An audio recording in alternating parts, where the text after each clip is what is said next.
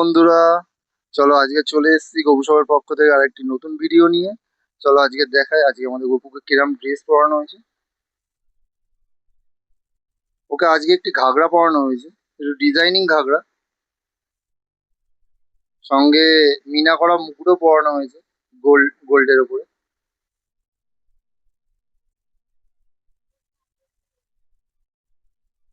তো দেখতে পুরো একদম মানে গোল্ডের মতোই লাগছে, গোল্ডেন মিনা করা পুরো একদম মুকুটটা।